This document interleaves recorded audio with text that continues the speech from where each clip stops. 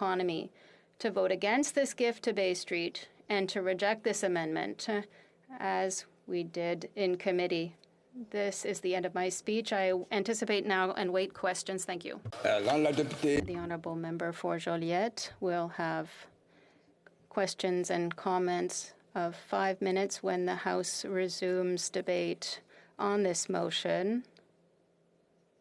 I want to thank the honourable member for Joliette for his kind words.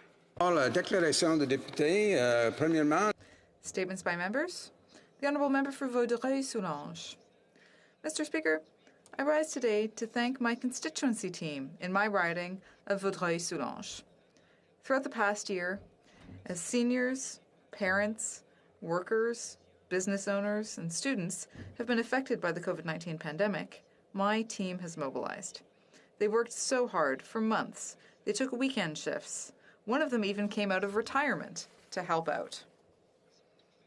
They've done all this to ensure the members of our community stay informed about federal support programs and the progress being made to acquire and administer vaccines. To come out of this pandemic, I am grateful to have the chance to record their names into Hansard: Jennifer Freza, Rami Coriardi, Sarah Lesme, Tamara Salambier, Emily Crispus, Veronica Brand, Patricia Dota, Malia Chanary, Michael Rashidi, and Nicholas Guilbeault. Merci. Thank you. I could not ask for a better team to provide the level of support and service that all citizens of Vaudreuil-Soulanges depend on and deserve. The honourable member for Foothills. He's a wrangler, a rancher, a businessman, but most importantly, John Scott is a proud Albertan. Longview's John Scott will be the first Canadian ever to be awarded by the National Cowboy and Western Heritage Museum's Chester A. Reynolds Award.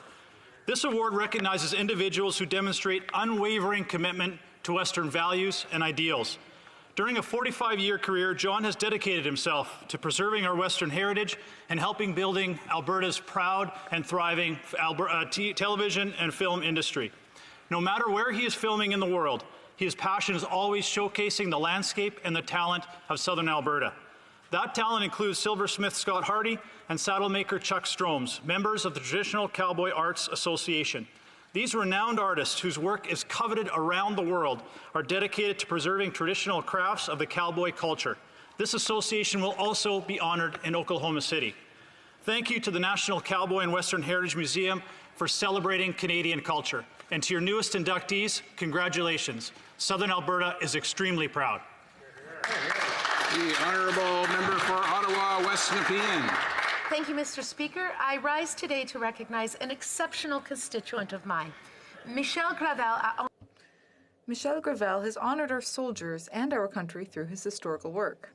He's ensured that our soldiers are remembered for their efforts in France during the First World War. I first met Michel Gravel several years ago when he passionately told me about his project to get a commemorative plaque for General Arthur Currie in France.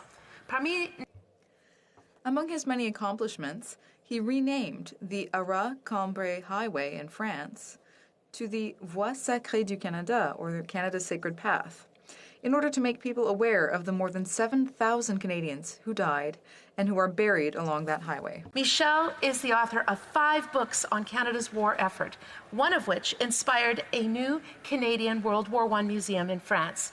We thank him for his contributions in ensuring our brave soldiers and their accomplishments are remembered. Thank you, Mr. Speaker. The honourable member for Winnipeg Centre. Mr. Speaker, yesterday I put forward a unanimous consent motion recognizing what happened in residential schools as an act of genocide. Certain parliamentarians chose to deny consent for this truth. Today is the day we recognize the 2008 National Residential School Apology, which acknowledged the sexual, spiritual, cultural, emotional, physical, and psychological abuses that children had to endure in residential schools, sometimes resulting in death. This was meaningful for many Indigenous people. However, if we are going to reconcile in this country, the truth must be told. What happened in residential schools was an act of genocide according to Article 2 of the Convention on the Prevention and Punishment of the Crime of Genocide.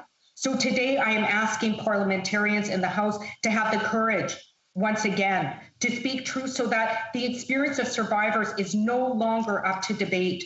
Survivors, impacted families, and communities deserve that justice. The honourable member for Sackville, Preston, Chesapeake. Merci, Monsieur le Président. Thank you, Mr. Speaker. As an Acadian and a former educator in a minority language setting, I'm so proud of our government's work in the area of official languages to advance linguistic duality. Since 2015, we have reinstated the Court Challenges program, re-established the Translation Bureau as a center of excellence, signed the first ever strategic agreement in education, revised the regulations for the provision of federal bilingual services, and since then, more than 600 new offices have been designated bilingual. And we've added questions to the 2021 census to capture all categories of eligible persons. Last winter, our government unveiled its plan to modernize the Official Languages Act. This includes supporting the vitality of our institutions in immigration and education, ensuring the appointment of bilingual Supreme Court judges, promoting French in Quebec and across Canada, establishing a central agency, and strengthening the powers of the Commissioner. We are working hard to deliver a bill that will reflect the identities of all Canadians. Thank you, Mr. Speaker. Honourable member for Mission, Matsqui, Fraser Canyon. Mr. Speaker, last week I had several opportunities to meet with my Indigenous constituents directly impacted by Kamloops Residential School and St. Mary's Residential School. During a march on Saturday, I walked alongside dozens of survivors and their families of the residential school system. Shared with me were stories of horror, loss of language, and a pain that still exists today. For some, it was too much to even talk about. As the Member of Parliament for a riding with a large Indigenous population, I acknowledge that I have a lot to learn and a lot to do.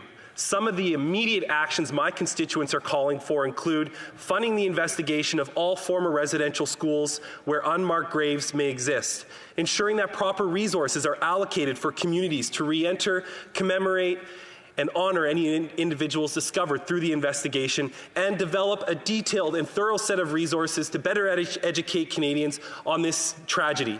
And finally, Mr. Speaker, I'll be tabling a petition to that effect very shortly in the House today. Thank you. The honourable member for Milton. Thank you, Mr. Speaker. The horrific act of domestic terrorism on Sunday, June 6th, was another tragic reminder of the evil and hateful prejudice and racism that continues to exist in our country. It was an attack on an innocent family, our religious community, and our ideals as Canadians.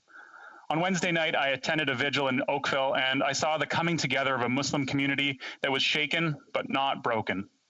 I spoke with my neighbor Mohammed at the vigil. He lives in Milton, his family with the victims from London. He urged me to press for investments in education, for mental health supports, and for resources and services for those who are struggling. It is our responsibility as leaders and as citizens to stand up and speak out against hatred in all of its forms. Prejudice, bigotry, and Islamophobia have no place in our country, and all of us must be consistent in condemning hateful rhetoric in the strongest terms. And to my Muslim friends and neighbors here in Milton, know that we love you, we support you, and that you're an integral part of our community that helps make our town so great. And I hope to see you out on an evening walk sometime really soon. La députée de Longueuil. The honourable member for Longueuil-Chalamouane. Mr. Speaker, yesterday I was deeply shocked and saddened to learn of the tragic death of Lisette Corbeil, the Director of Strategic Projects at the South Shore Chamber of Commerce and Industry. Just a month ago, Ms. Corbeil was working with my team to organize a special activity for the Chamber. She was competent, warm, and extremely kind. Last Wednesday, Ms. Corbeil was found lifeless in her home in Contrecoeur. According to authorities, she had been killed by her ex-husband. Mr. Speaker, this is the 12th femicide to occur in Quebec since the beginning of the year. This is a tragic and distressing situation. We must all call out acts of violence like this one and find solutions to make sure this never happens again. I offer my deepest condolences to Ms. Corbeil's family, to her loved ones, and to her colleagues at the Chamber of Commerce. Thank you. Honourable member for Calgary Confederation.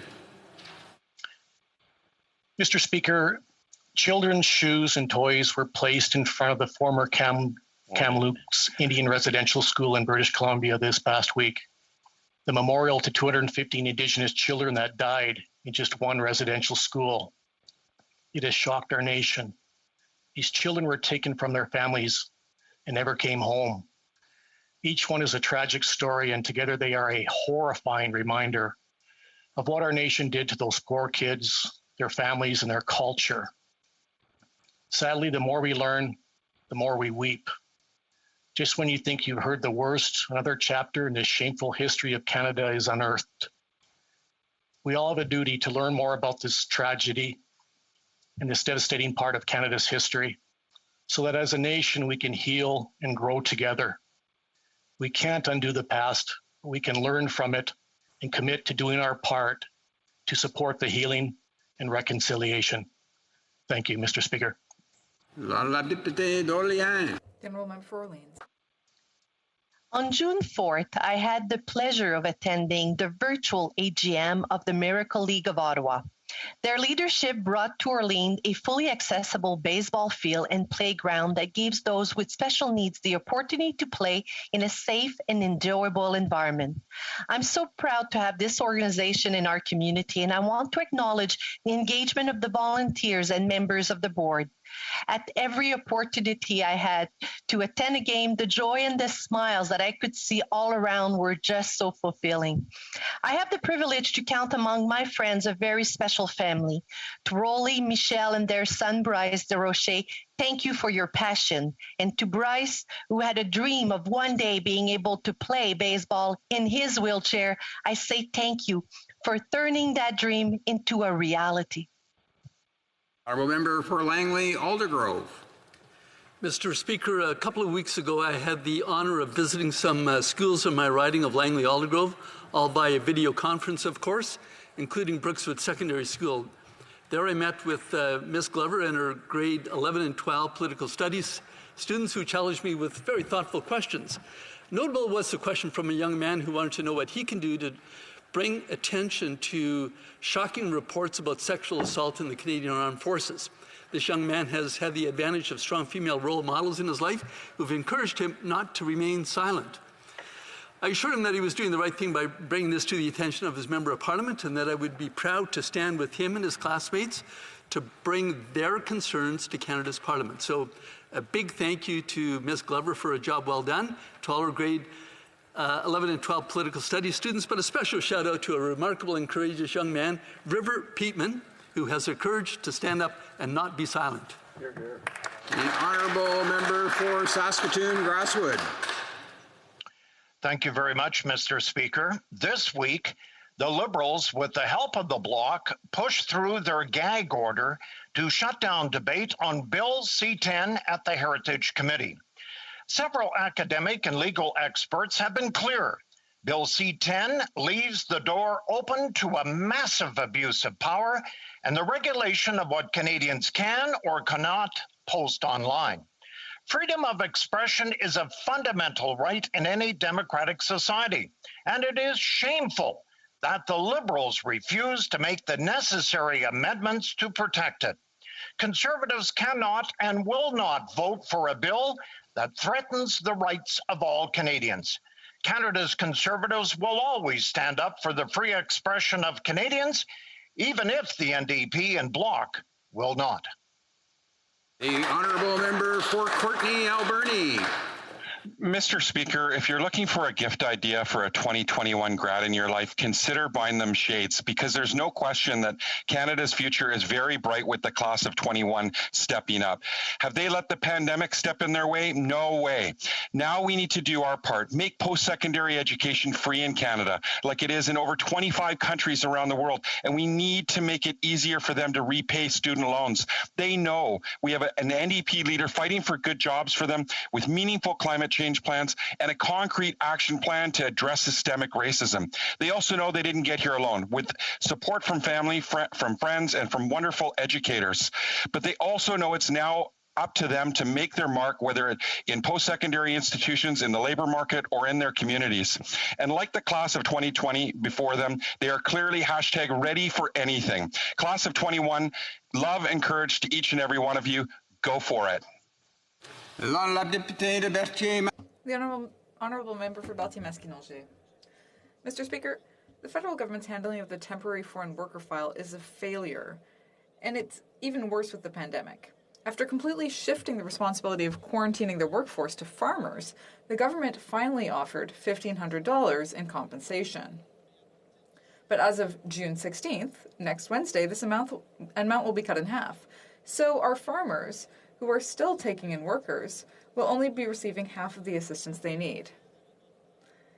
And workers are arriving late because of the federal government, and they're having to stay in quarantine longer because of the government's incompetence.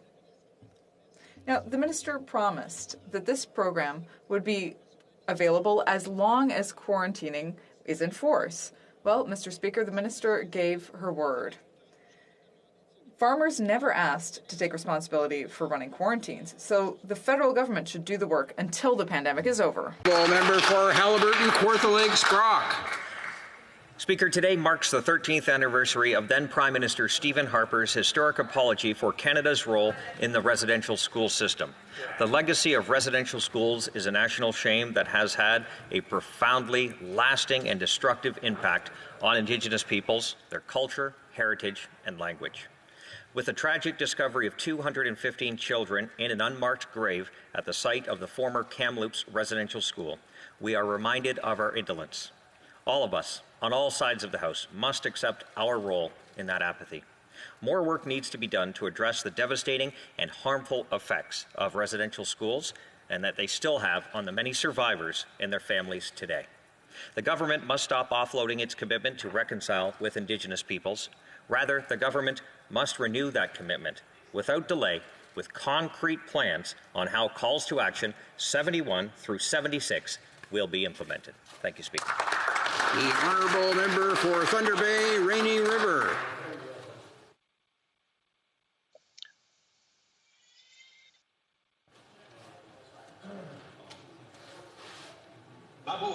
Mr. Speaker, this will be a great weekend for many of us in Ontario because for the first time in many months, we'll be able to get together with up to 10 other people outside.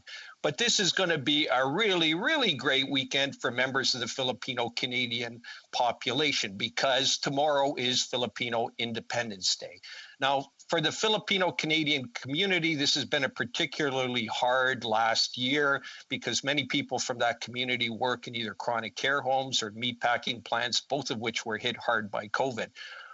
But this weekend, Mr. Speaker, I, like Filipino Canadians and Filipinos around the world, will be partying. And you know what, Mr. Speaker? No one parties better than the Filipinos. I, like many Filipinos, will spend the weekend eating pancit, lechon, Bicol Express, and drinking, of course, Tanduay and San Miguel. Maligayang Araw ng Kalayaan. Salamat po, Mr. Speaker. Oral questions. Questions orales. L'honorable député de Chicoutimi-Le-Fjord. The honourable member for Chicoutimi-Le-Fjord. Mr. Speaker, the Liberal government says it uses diversity as the basis for its judicial selection process. Yesterday, the Parliamentary Secretary to the Minister of Justice gave statistics to prove how diverse the appointments were. Diversity is very important, but the Liberalist system does nothing for political diversity. Why are the Liberals using diversity to hide their lies? Yes. The Honourable Minister. Mr. Speaker, I'd like to thank the Honourable Member for his question, but the basic premise is completely false. When we were first elected in 2015, we put in place a more rigorous, transparent, and responsible system that reflects the diversity of Canada and allows for the appointment of high-caliber judges to the bench. The appointments are based on merit and on the expertise of the various candidates and recommendations of the independent recommending bodies. We're proud of the appointments we've made, and the candidates come from the Honourable Member for Chicoutimi-Le-Fjord. Mr. Speaker, the government repeatedly uses words like inclusive and transparent to describe its judicial selection process.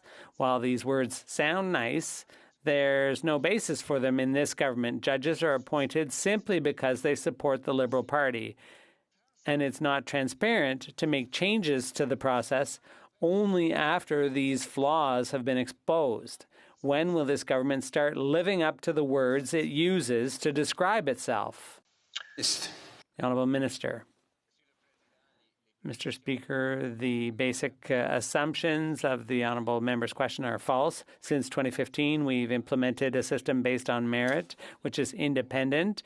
The advisory committees work in a neutral fashion. They're nonpartisan, and they do a good job in choosing candidates who will move forward in the appointment process.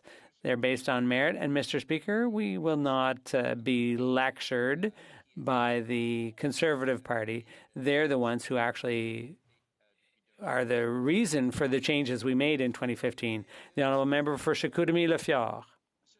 Mr. Speaker, the Minister of Justice and the Prime Minister have been defending their appointment process for quite some time now. But the Minister of Justice himself said that the process takes no partisan considerations into account. Well, we know today that that's completely false. The liberalist system has added a filter to this process that makes the whole thing biased and partisan. How are Canadians supposed to trust a Minister of Justice who himself doesn't play by the rules? The Honourable Minister.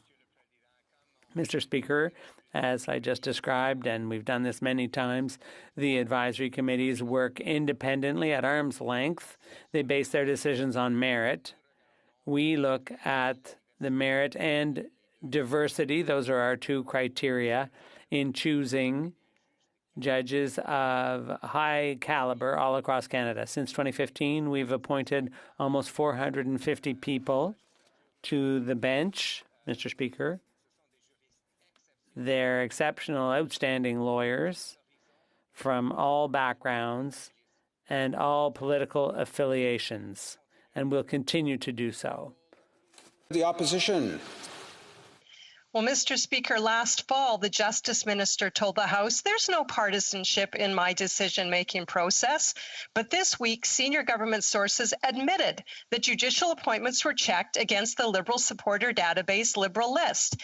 Canadians expect judges that are appointed on merit, and those merits should not include how much money they donated to the Liberals or whether or not they took a lawn sign in the last election. Was the minister trying to mislead the House, or did he just forget the Liberal list has a veto on his appointments? Honourable Minister. Mr. Speaker, again, the assumptions made by the honourable member are completely false, and I stand by what I said in previous responses. Mr. Speaker, we've put into place a process that is independent, it's clear, it's transparent. The judicial appointment committees work in a way, Mr. Speaker, that is completely nonpartisan, and I make my appointments, Mr. Speaker, based only on merit and diversity and not in a partisan fashion. And Mr. Speaker, we'll continue with the high-quality appointments that we have made. We certainly will not take lessons from the Conservative Party. They're the reason why we put this system into place. The Honourable Deputy Leader of the Opposition. Well, the minister should be hanging his head in shame and taking some lessons on how to make appointments that are not partisan. The minister posted a tweet congratulating one of his buddies, one of his donors, on the recent appointment, and then he had to take down the tweet because it turned out the approval wasn't official yet. Well, that's how Ottawa is run under these Liberals. If you donate enough to the Justice Minister or fly the Prime Minister's family around the world, you get concierge service from this government. Just how long have the Liberals been using their partisan supporter database to approve judges' appointments? Honourable Minister. Mr. Speaker, again, the presumptions made by the honourable member are completely false, and I disagree with them. There was a mistake made in a tweet that was corrected, and by the department, and persons were contacted with respect to the mistake that was made. And again, I apologize for that mistake being made on behalf of the Ministry of Justice. Mr. Speaker, we appoint quality candidates from all political backgrounds, from all backgrounds, diverse backgrounds, Mr. Speaker, through a process that's independent, through a process that focuses on quality, on talent, and on diversity, Mr. Speaker. And La députée de Saint-Jean. The honourable member for Saint Jean. Mr. Speaker, yesterday the Liberals rejected a block motion condemning the conflation of the horrible attack in London with a Quebec piece of legislation. The member for Mississauga, Erin Mills, justified that rejection by creating a new conflation of her own. She said Canada is a multicultural society where everyone should feel welcome, and legislation like that in Quebec does not contribute to creating such a climate. So clearly for her, there's a connection between the attack in London and Quebec's legislation. Does the government agree with this position, or will they reprimand that member? The Honourable Minister. The Honourable Minister. Mr. Speaker, I thank the honourable member for her question. I apologize for the technical glitch.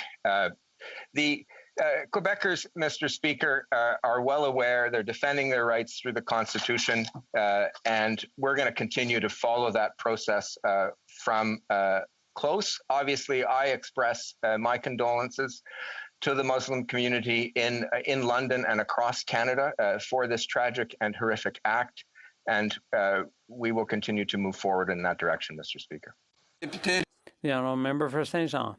Mr. Speaker, the motion the Liberals rejected had 3 points. It repeated our sincere condolences to the family and loved ones of the victims, as well as the entire community of London. And that's who we should be still talking about today, not political parties, and even less about Quebec. It repeated that this unspeakable violence and hatred must be condemned. And it repeated that we need to avoid conflating things inappropriately, because this tragedy shouldn't be used for political or ideological purposes. How is it possible that this House cannot agree on that? The Honourable Minister. Mr. Speaker, I cannot speak for the unanimity of the House.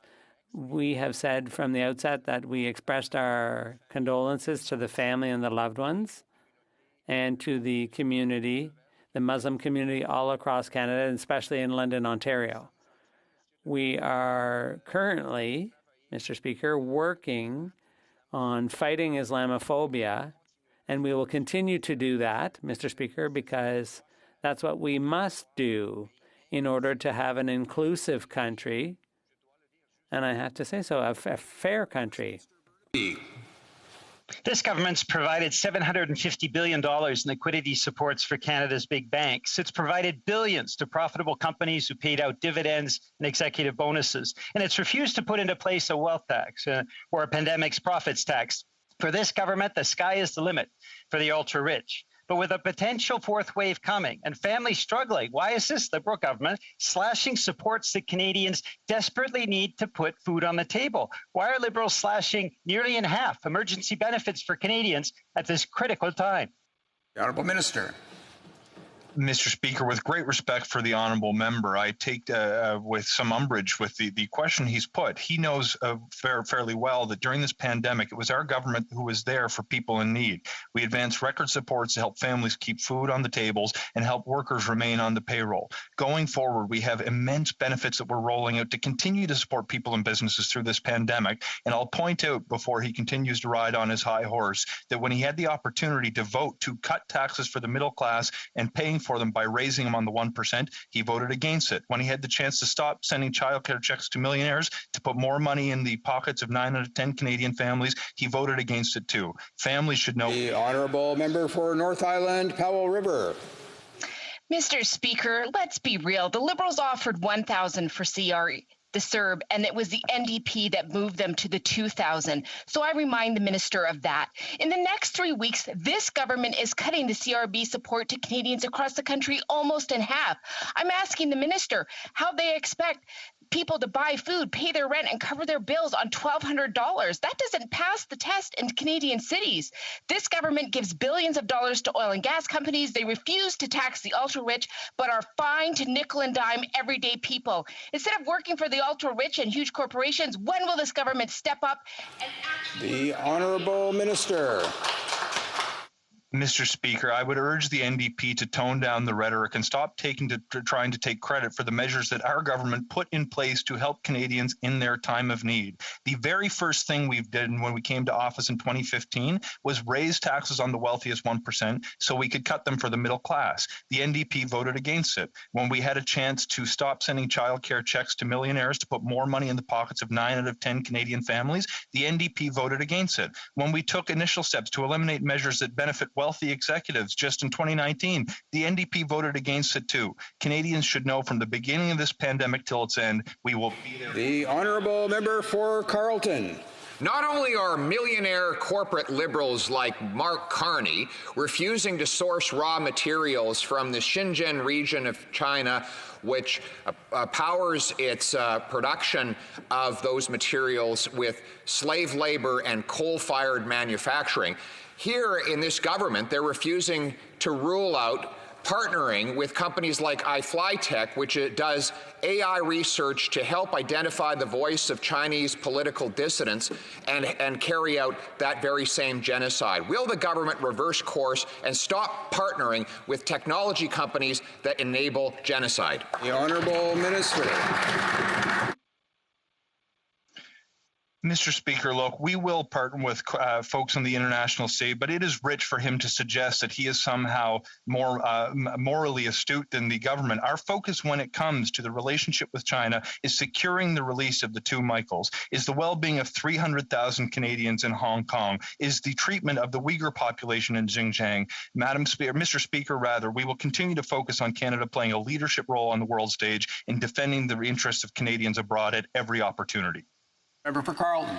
He says he's concerned about the Uyghur Muslim minority in China. He refused to condemn the genocide being committed against that very population. And then he wags his fingers at us. Now, the question was very specific.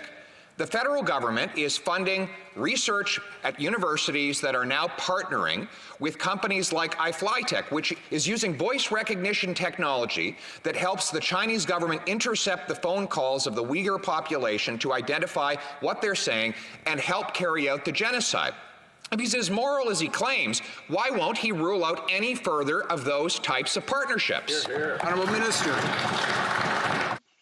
Mr. Speaker, we have been very clear with respect to the treatment of the Uyghurs in China, and we are gravely preoccupied with all of the very credible reports that have come out of China with respect to their treatment. That is why we have been calling for an open, unfettered, impartial investigation of the situation in Xinjiang, and we will continue to press for that with our international partners. Well, member for Carleton. Well, speaking of our international partners, the U.S. State Department has blacklisted iFlyTech because of its role in supporting the genocide in Xinjiang region. The Australians have recognized the company likewise, and recently the Alberta government has called for a national policy that bans technological cooperation with companies like this one that aid in the commission of genocide. Will the government announce today no more funding partnerships with technology companies that help commit genocide? The Honourable Minister.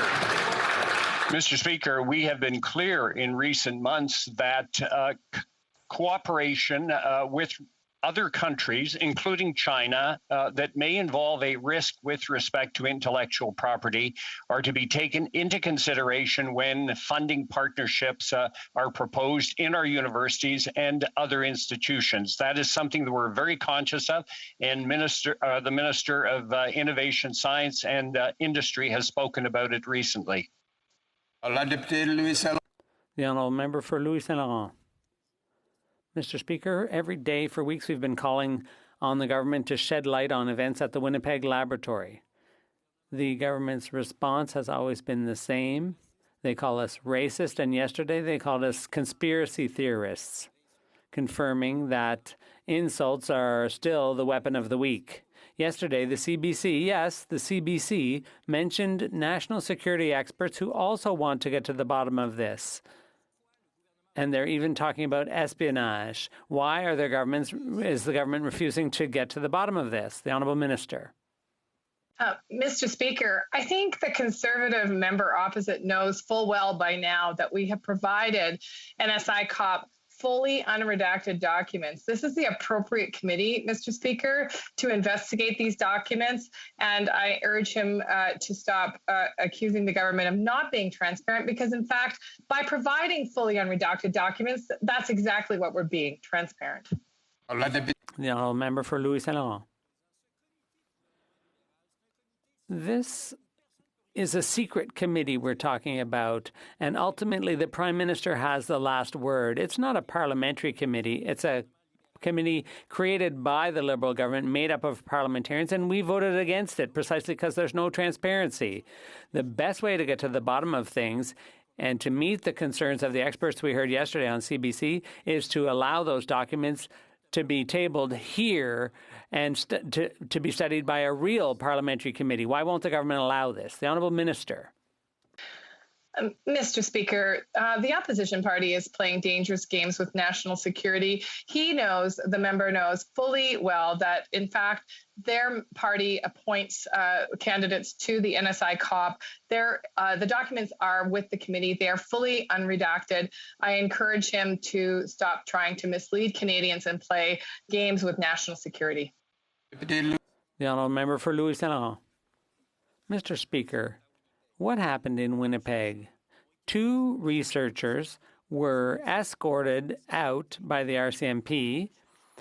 A security clearance was given to one researcher who was directly connected with the Chinese army. Unexplained, 2 senior directors of the lab departed with no explanation, and 2 viruses were sent from Winnipeg to Wuhan. These are important questions. We want to know why all this happened, and by a parliamentary committee, not by a committee created by the Prime Minister, a real parliamentary committee. Why is the government hiding the truth from Canadians? The Honourable Minister. Well, Mr. Speaker, a committee that is comprised of parliamentarians from both houses and across all parties is indeed a parliamentary committee. I would say that, Mr. Speaker, it's important that the member opposite not try to mislead Canadians, not try to play chicken with national security. This is not a game, Mr. Speaker. Those documents have been provided to the committee, fully unredacted, in a place where it is safe to review them. The honourable member for Joliette. I'd like to draw the attention of the business community in Quebec to this. Bill C-30, with this bill, the Bloc cut funding to the office responsible for setting up a Canada-wide securities regulator. And this was a small victory, but a great relief for our economy. We've been fighting for 40 years to prevent the federal government from destroying Montreal's financial sector in favor of Toronto. But the battle's not won. The Liberals are trying to bring back the funding. Will they withdraw their amendment, or do they want to pick another fight with Quebec over securities? The Honourable Minister. Mr. Speaker, the transition office in question will support efforts to establish financial markets securities regulator. We want to provide funding to that office to continue federal efforts to establish a cooperative regulatory regime for financial markets, and that's a good thing for everyone. The honourable member for Joliette. Mr. Speaker, I'd like to congratulate the parliamentary secretary on his French. Congratulations, but not for what he said, because that's bad news for Quebec's economy. Everyone knows that the Liberals look at the election calendar like a child looks at a cookie jar. So I don't understand why they're reigniting the battle over securities with C-30. I don't understand why they want to go to war with Quebec's business community at a time when our businesses want to focus on recovery. I don't understand why they're willing to fight for funding for an office that serves no purpose if the Liberals respect Quebec jurisdiction. Are the Liberals so intent on destroying Montreal's financial centre? The Honourable Minister. We fully understand Quebec's position and Quebec's jurisdiction. There have been constructive discussions between the minister and his Quebec counterpart. I think it's good to do things that help us have a joint economy. For example, when it comes to interprovincial trade, there's an opportunity to fight against money laundering as well. This is a good idea for the whole country, Mr. Speaker.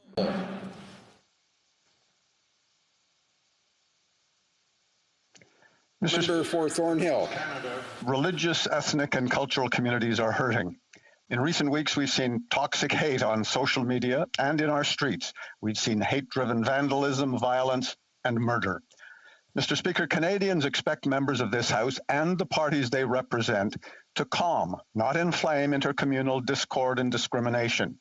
Why then have the Liberals welcomed a floor-crossing MP disciplined by her former party for inflammatory, misguided, and intemperate remarks against Israel? The Honourable Minister.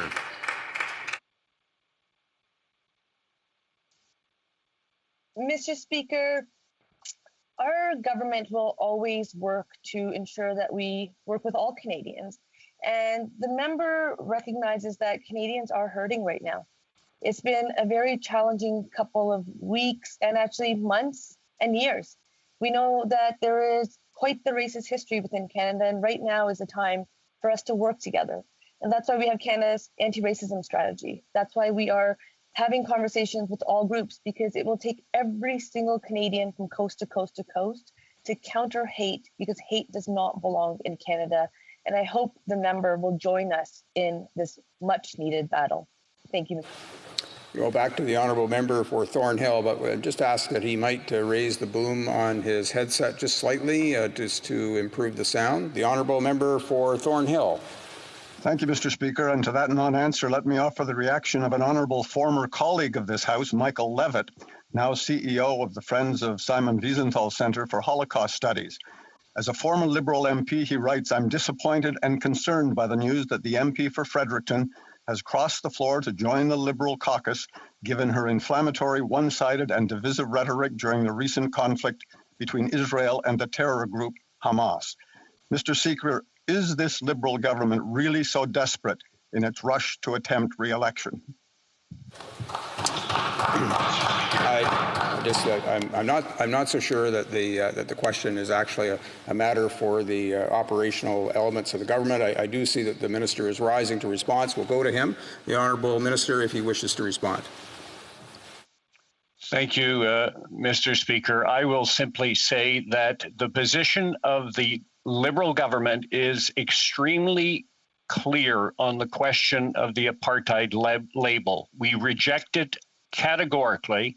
It is not part of our approach with respect to the Israel or the Jewish community, and we, of course, are completely against any anti-Semitism that would be displayed by any Canadian citizen. Honourable Member for Aurora, Oak Ridges, Richmond Hill. Mr. Speaker, Canada has a national housing crisis, and it's getting worse. With the lowest per capita housing supply in the G7, Canada simply does not have enough houses. In my GTA riding, housing prices have skyrocketed by over 25% in the last year, with the average price now over $1 million. Canadians can't find places to live, and they are losing hope that they will ever own a home. When will the government take real action to help Canadians achieve a more secure housing future? Honourable Minister. Well, thank you very much for that question. I will note that the Conservative member who asked it has proposed taxing your primary residence and changing the capital gains tax. That was alerted to the House in debate earlier this week, which is an astonishing reversal of position for the Conservatives. But we also have done a number of different things. For example, the tax on vacant homes and offshore ownership, in terms of beneficial ownership and new rules around the disclosure to help fight money laundering, as well as our $72 billion national housing strategy. And to put this in perspective, in the last 6 months through the Rapid Housing Initiative, we have secured and built more homes in 6 months than the previous Conservative government did in their last 2 years. And with the Honourable Member for Aurora, Oak Ridges, Richmond Hill.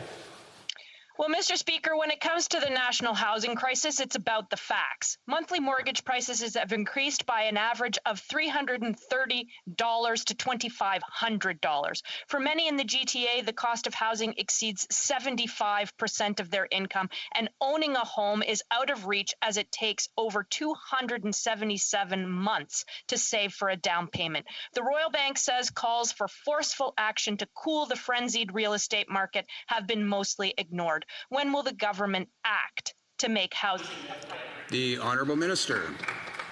This government has been acting since the day we took office in 2015. A $72 billion investment into the housing sector delivers market rental solutions to families so they can rent cheaper and therefore save to get into the housing market. Our first-time home buyers program has helped more than 10,000 Canadians acquire their first property. Our move to end chronic homelessness, as I said, has delivered 4,770 units of housing in the last 6 months, which is almost exactly what the Conservatives did over the last 2 years in office. But we did it while also maintaining subsidies for co-ops, also building new housing, also repairing housing, and also making sure that the Reaching Home dollars got more than doubled. In fact, are now at $500 million a year for the next 3 years. Our government's record in housing is clear. The Conservatives' lack of leadership is... Honourable member for Edmonton Strathcona. Last month, Edmontonians grieved the deaths of 3 men who died in a downtown park in broad daylight after suspected overdose. In 2020, Alberta had record numbers of drug-related deaths. In 2021, this horrifying trend continues. EMS responded to 55 overdose calls in just 48 hours last week. The UCP have cut safe injection sites and funding, and this week they announced a nasal naloxone pilot, a move experts say is a redundant distraction and not enough to respond to the crisis. The federal government is piloting SUAP safe supply pilots in other provinces. Why not in Alberta? Honourable Minister. Mr. Speaker, first of all, let me just say that I share the member opposite's dismay at attacks on treating substance use as a health condition and not one of criminality. And that's in fact what our government has done since we were elected in 2015. We have restored harm reduction to the Canada drug strategy. We have ensured that communities across the country from coast to coast have access to funding for harm reduction and other treatment options. We'll continue to provide funding, including through the money in Budget 2021, to community-based programs that treat substance users with dignity and with hope. Thank you, Mr. Speaker. Well, member for Skeena-Bulkley Valley. Mr. Speaker, Canada is the only country in the G7 without a restart plan for international travel. For some small tourism operators in Northwest BC, more than 90% of their clients come from the U.S. They've already lost one tourism season, and many have had to use their savings to keep their staff on. If there's a chance they can salvage part of the coming tourism season, they need time to prepare. The government needs to explain its plan to begin lifting travel restrictions safely. Can the minister tell Canadians what restrictions will apply to fully vaccinated travelers? The Honourable Minister. Merci, Monsieur le Président. Thank you, Mr. Speaker. I want to thank my colleague for that question. As he knows, protecting health and safety of Canadians will always be the top priority. During the pandemic, we have taken measures for travelers, including tests prior to and after arrival, and we have taken a progressive or gradual approach to adjust measures as we have science-based information. We are working in close collaboration with international partners in order to talk about a coordinated approach for an eventual resumption of travel in all security. Borough Centre. Thank you, Mr. Speaker. Mr. Speaker, last Sunday, the community of London, Ontario, was the site of an atrocious act of terrorism. 4 lives were lost, taken, and a child was left in the hospital. All this loss because a visible Muslim family went for a walk and someone filled with hate killed them. Many Canadian Muslims are once again living with fear that they too could be targeted simply for being a Muslim. This is unacceptable. Mr. Speaker, can the Minister of Diversity and Inclusion and Youth please tell this House how our government is tackling Islamophobia to create a safer and more inclusive... The Honourable Minister. Mr. Speaker, our hearts go out to the loved ones of the Afzal family and to Fayaz, who remains in hospital. Our government knows we need to act against Islamophobia. We are doing this through Canada's anti-racism strategy, adding white supremacist groups to Canada's terror listing, increased funding to protect places of worship and community spaces. But more is needed, which is why we will lead national summits on combating all forms of hate, including a national summit on combating Islamophobia, also advocated for by the hardworking member for Scarborough Centre. We will continue to work with partners to tackle all forms of hate in Canada and to create a safer and more inclusive Canada for all. Thank you, Mr. Honourable member for Calgary-Midnapore. Mr. Speaker, NAV Canada handed out $7 million in bonuses. This is after laying off 700 workers and increasing airline fees by 30%. These emergency funds were meant to keep workers employed, not to hand out to executives. Will the minister start standing up for Canada's aviation workers and demand that these bonuses are paid back? Honourable Minister.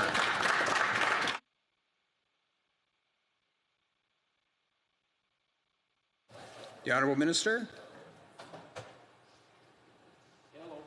Mr. Speaker, it is completely unacceptable for companies to be extending bonuses to wealthy executives when they are in receipt of public money designed for workers. I'm pleased to share with the honourable member that we have designed the program in a way that's going to help combat this particular trend. In particular, I would point out that companies need to prove with the Canada Emergency Wage Subsidy that every penny they claim is actually going to its workers. In addition, we've adopted a new rule with respect to Budget 2021 that will see any company that increases its executive compensation going forward beyond pre-pandemic levels, they will be required to pay monies back received through the wage subsidy. These benefits are for workers, and that's where they should go.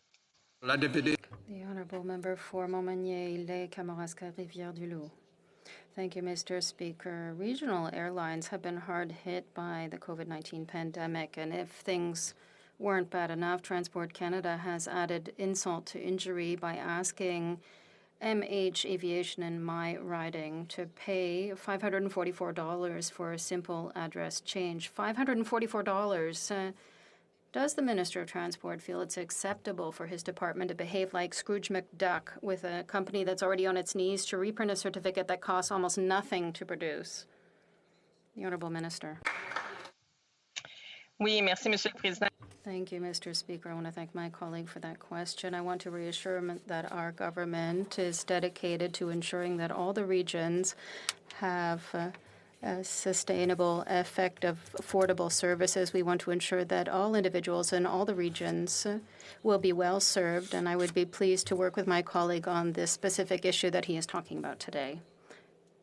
The Honourable Member for Kenora. Mr. Speaker, now that provinces are reopening, our top priority must be on an economic recovery in all sectors and all regions of the country. But this government has done nothing to help small businesses and tourist outfitters in northwestern Ontario who are struggling to maintain operations and have now lost the better part of 2 summers. They need hope that they will open to a thriving economy. So, Mr. Speaker, when will this government give them that hope and present a real plan for an economic recovery? Honourable Minister. Well, thank you, Mr. Speaker. Obviously, I don't agree with my colleague because we've been there since the beginning of the pandemic to help our different regions, and in particular Northern Ontario, to make sure that businesses have access to different measures to survive the pandemic, particularly our tourism operators. They've had access to the wage subsidy, to the CEBA accounts, to the support through FedNor, and we've been there to make sure that they can continue to operate in these very difficult times, and we'll continue to support them in the future as we will be investing more than $1 billion to support them in the coming months. Well, member for St. Albert, Edmonton. Mr. Speaker, as life returns to normal in countries such as the US and the UK, here in Canada, this government has offered no plan to reopen the economy, no plan to end the disastrous hotel quarantines, and no plan to see a return to normalcy. Enough is enough. After 15 months of failed COVID policy after failed COVID policy, why is it that this government's only plan is to keep Canadians locked down forever? The Honourable Minister.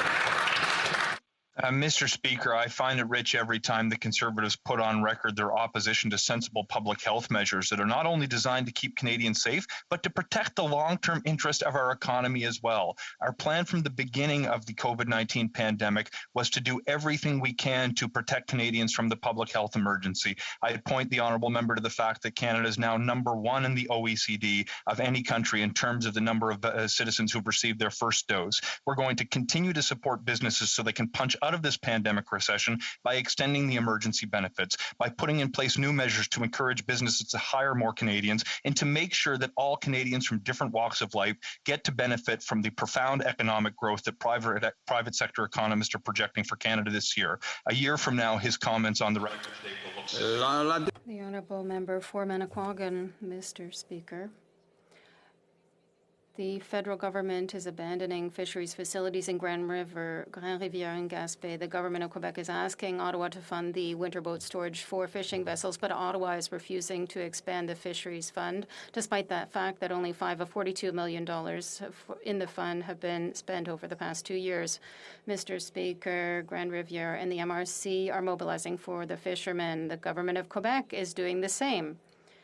50% of the landings are in the Gaspé. Economic development in the region is in danger. Where is the member and the minister for Gaspé, the islands? The Honourable Minister. Mr. Speaker, if we want to talk about leadership, I have no lessons to take from the Bloc Québécois, which completely devitalized the Gaspé for 15 long years. The Bloc is not able to do anything in the regions except complain. In the Gaspé, we need people who do things, not complain. Mr. Speaker, the Honourable Member for Manicouagan. Mr. Speaker, I hope that the people in Gaspé, the islands, will hear what the minister is saying today. It's in Grand River, Gaspé, that the federal government is failing both the fishermen and undermining the economy. This spring, it was Cap-aux-Îles in the Magdalen Islands with its abandoning of the fisheries facilities in the middle of the fishing season. Throughout the region, the federal government is abdicating its responsibilities. It makes no sense. If the federal government isn't there to support the fishery in eastern Quebec, where is it? Can the member for Gaspé, the islands, do anything? How is it possible that she cannot make her minister colleagues understand that? The Honourable Minister. Mr. Speaker, while the Bloc is playing to the gallery, we on this side of the House, we are delivering concrete results for Quebecers. The Bloc says they're speaking on behalf of the Gaspé Peninsula. Where's the Bloc's record?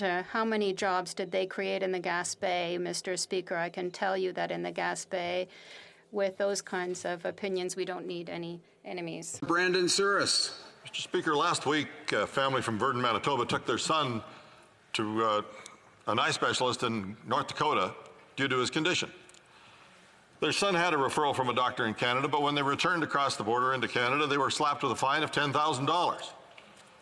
Mr. Speaker, this is absurd, given the Prime Minister has just exempted NHL players, but thinks it's, he's willing to fine a mom and a dad $10,000 to take their son to a medical appointment. So I'm asking the Minister of Finance, or the Minister of Health, or the Minister of Public Safety to intervene and fix this injustice. Fix it. Honourable Minister. Mr. Speaker, I encourage a member opposite to contact my office with the specifics of this particular case, and I'd be happy to look into it for him. In general, though, I will say that the measures at the border are there to protect Canadians from the importation of the virus, and we encourage all Canadians to follow the rules. But I will look into this particular case for the member. Honourable Member for Langley, Aldergrove. Mr. Speaker, I've heard from so many constituents who tell me that the mandatory hotel quarantine program of this government makes no sense. It's expensive, and given the lack of supporting data, people are not convinced that it is better than a stay-at-home order. I've recently heard from a constituent who's doing humanitarian work overseas as a volunteer, who's not been able to be fully vaccinated, and who cannot afford this government's inflated prices for a hotel room on her return. When will this government scrap this botched program? Honourable Minister. Mr. Speaker, our measures of protection of the border have been guided through science and evidence to ensure that we protect Canadians from the importation of the virus. We'll continue to adjust border measures as the science and evidence and advisors recommend to do so. Listen, Mr. Speaker, over the last year and a half, Canadians have made tremendous sacrifice in their lives. Small businesses have struggled. Individual families have sacrificed. We can see the finish line, Mr. Speaker. It's important that we are careful and cautious on our next steps. Well, member for Bow River. Thank you, Mr. Speaker. The COVID-19 Testing and Screening Expert Advisory Panel has officially recommended doing away with the failure of the Liberal hotel quarantine policy. Instead, the Liberals increased fines for non-compliance, and only the day before the Prime Minister left for the UK was it modified. When will this government immediately end, not simplify, simply modify, when this non-science-based program, when will it be gone? Honourable Minister. Mr. Speaker, before I answer that question, let me just say that any kind of allegation that the Prime Minister is not complying with the measures that are in place for all Canadians is untrue. And in terms of the progress on alleviation of border measures, we'll be guided by science and evidence on this side of the House, Mr. Speaker. As I've said, Canadians have made extraordinary sacrifices to fight this virus. We see the finish line. Canadians are stepping up to get vaccinated. By the way, Mr. Speaker, first in the G7, the G20, and the OECD for first shots. We're on our way, Mr. Speaker. It's important that we protect our progress. The Honourable Member for Saint Laurent. Mr. Speaker, we said it a number of months ago, and we have repeated it many times. There is a vaccination plan, and the plan is working. We told Canadians that we would be there for them and that we would face the pandemic together, and that is what we have done. Despite those who have chosen to sow fear and uncertainty, there is no doubt, Mr. Speaker, Quebecers are already making their appointments for a second dose. Can the minister give more information about the vaccine supply and the future of vaccine supply? The Honourable Minister. I thank the member for Saint Laurent, who is right to say that the results speak for themselves.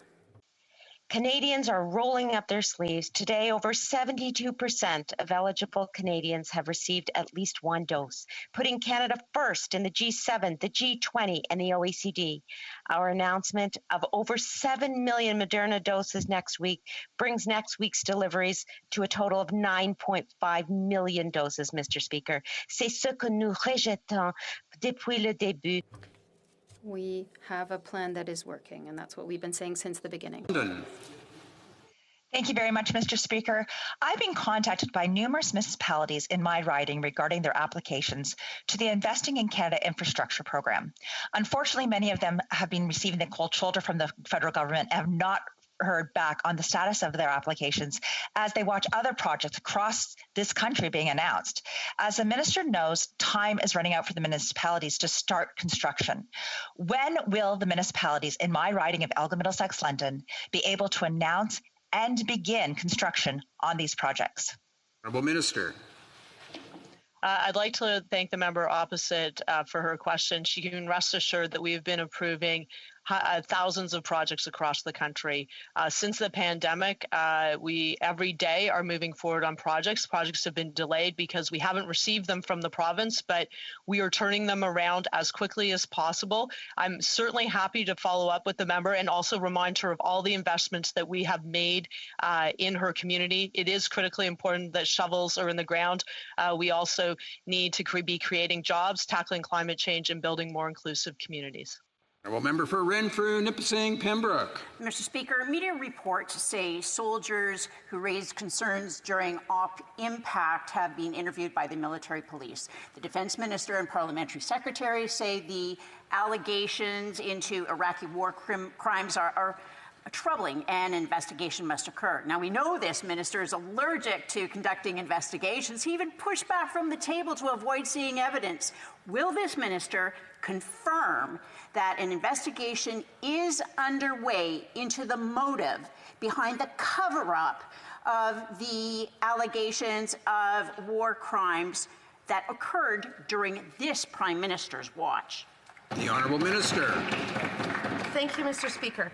Our government is committed to respecting and upholding human rights, international and domestic law, and the dignity of all persons. These disturbing allegations, I can confirm, are under investigation by the Canadian Forces National Investigation Service. The Canadian Armed Forces is no longer operating with the elements of the Iraqi security forces involved in these allegations. We are taking this matter very seriously. Thank you, Mr. Speaker. The Honourable Member for West Nova.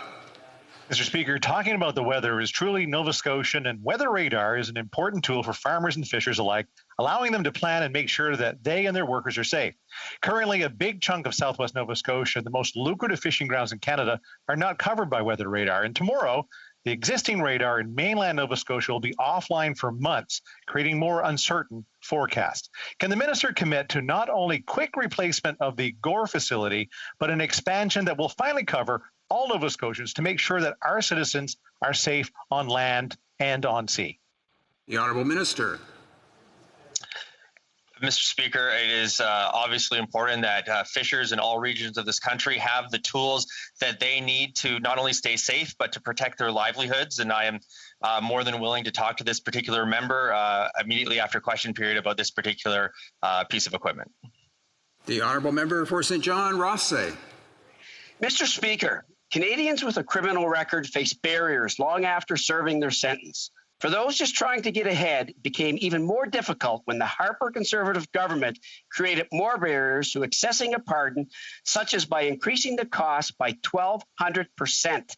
In 2018, this House agreed to adopt my motion for the Public Safety Committee to study this problem, and the report found that having a pardon increases access to a job, education, stable housing, and makes communities safer by helping to end the cycle of crime. Can the Parliamentary Secretary to the Minister of Public Safety please give us an update on how the government is working to make the Honourable Parliamentary Secretary. Thank you, Mr. Speaker. And first, I'd like to thank the member for St. John Rothsay for all he's done over the years in advocating for pardon reform. The presence of a criminal record has led to Indigenous, Black, and other racialized communities being disproportionately represented in our criminal justice system. These records create barriers to accessing a job, housing, and education, which can in turn perpetuate the cycle of crime. Yesterday, we introduced legislation to reduce barriers in accessing a pardon and allow law-abiding citizens to safely reintegrate into their communities. This is a smart approach to crime, and we thank the Public Safety Committee for their essential work in bringing this about. Thank you, Mr. Speaker. The Honourable Member for Rosemount Petit Patrie. Jatinder Singh is an Indian truck driver who lives in Park Extension. He is an essential worker who provided much-needed services throughout the pandemic. He will be deported on June 15th, 5 days from now. If he goes back to India, he is afraid for his life due to his political activism. India is also going through the middle of a raging wave of COVID-19. His health is in danger. And Border Services indicated that it would not deport essential workers. Where is the Liberal compassion? Are they so heartless? Will the minister commit to intervening in this file, yes or no? The Honourable Minister. Thank you very much, Mr. Speaker. We understand that decisions on immigration cases can have a deep impact on the health and safety and lives of individuals. Each case is assessed based on the merits in a fair way, consistent with Canadian legislation. Every case is assessed based on its own circumstances. I cannot discuss the details of a specific case due to privacy laws. For Saanich, Gulf Islands. Thank you, Mr. Speaker. Earlier this week, the report on the killing of Chantal Moore was made public.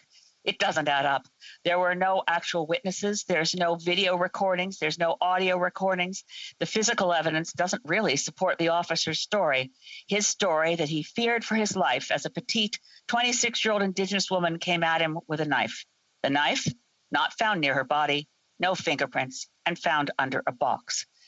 Can the Minister of Indigenous Services give this House some hope that we will get to the bottom of this and that wellness checks will stop resulting in the death of Indigenous people? Thank you, Mr. Speaker. The Honourable Minister. Thank you, Mr. Speaker. And first and foremost, our thoughts are with the family and friends of Chantal Moore through these difficult times. Following the tragic passing of Ms. Moore after an interaction with the Edmundston Police Service, the Minister has spoke with the New Brunswick Regional Chief and President of the New Chenwilt Tribal Council to discuss wellness checks and the different roles of police in our communities. In situations such as these, it's essential that there be a timely, transparent, and independent investigation in order to provide provide answers to the many difficult but important questions that people have. While questions about the investigation and findings should be directed to the province, we continue our important work of modernizing police structures, updating standards regarding use of force, and establishing increased oversight of law enforcement. That will conclude a question period for today. The Speaker has received notice of a couple of points of order. We'll go to the first one, the Honourable Member for London Fanshawe. Thank you, Mr. Speaker. There have been discussions amongst the parties, and I believe that if you seek it, you will find support for the following motion. That given that Canada has been devastated over the last decade by repeated acts of violent Islamophobia, such as the Quebec City mosque attack, the International Muslims Organization mosque attack, and the London terror attack, Canada has been deeply affected by Islamophobia at all federal, provincial, territorial, and municipal levels. All political leaders at every level of government in Canada need to urgently change their policies to prevent another attack targeting Canadian Muslims. The House call on the federal government to convene an emergency national action summit on Islamophobia that should take place before the end of July 2021. All those opposed to the Honourable Member moving the motion will please say nay. Hearing none, the House has heard the terms of the motion. All those opposed to the motion will please say nay. Accordingly, the motion is carried. We'll now go to the Honourable Member. Nous allons maintenant procéder à l'Honourable Député de Joliette. The Honourable Member for Joliette. Thank you, Mr. Speaker. Point of order. During question period, the government misled the House by suggesting that the Minister of Finance in Quebec supports the federal finance minister in her plan to centralize the Securities Commission. This is a harmful project for Quebec, and no Quebec minister supports it, and so I would ask the Parliamentary Secretary to withdraw those comments. Anyone opposed to the Honourable Member moving the motion? Oh, just a moment.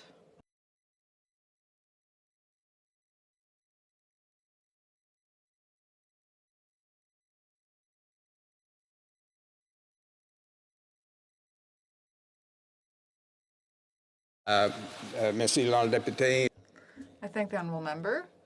I have received some clarifications concerning this point of order and this request. And I think that this comment is actually under debate. Now? Minister for Diversity, Inclusion and Youth, potentially arising on a point of order? No, okay, not for the moment. We'll go to tabling of documents, dépôt de documents. The Honourable Parliamentary Secretary to the Government House Leader. Yes, thank you, Mr. Speaker. Pursuant to Standing Order 36, bracket 8A, I have the honor to table in both official languages the government's responses to 8 petitions. These returns will be tabled in an electronic format. Tabling of documents, dépôt de documents. Introduction of government bills. Déclaration du ministre. Statements by ministers. Reports from interparliamentary delegations. Reports from committees. The Honourable Member for Lac Saint-Louis. Mr. Speaker, I have the honor to present in both official languages the 6th report of the Standing Committee on Environment and Sustainable Development in relation to Bill C-12, an act respecting transparency and accountability in Canada's efforts to achieve